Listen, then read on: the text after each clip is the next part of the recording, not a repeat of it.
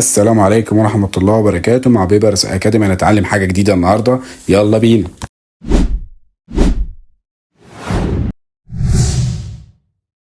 ازاي تعرف وضع شركتك أو مشروعك بسهولة؟ هنتعرف على أداة بسيطة وقوية جدا اسمها سوات أناليسيس. لو انت لسه ما تعرفهاش أو ما سمعتش عنها، تعالى أقول لك هي عبارة عن ايه. عندنا لها 4 جوانب. أول حاجة السترينثs، نقاط القوة، ودي ببساطة ايه الحاجات اللي بتميزك. عندك فريق قوي، سمعة كويسة في السوق، اهم حاجة حكاية السمعة دي.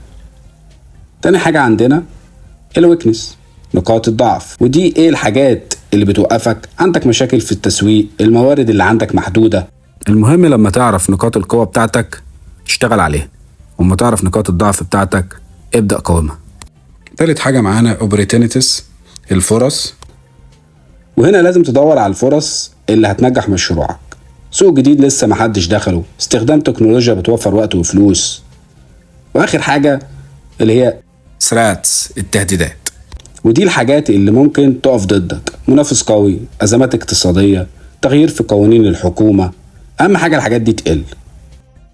المهم بقى تستغل الفرص وتبعد عن التهديدات دي. ودلوقتي مستني ايه؟ مش عرفت السوات اناليسيس؟ يلا اعرف موقف شركتك وخليك صريح مع نفسك عشان تقدر تخطط وتنجح مشروعك. وبس كده.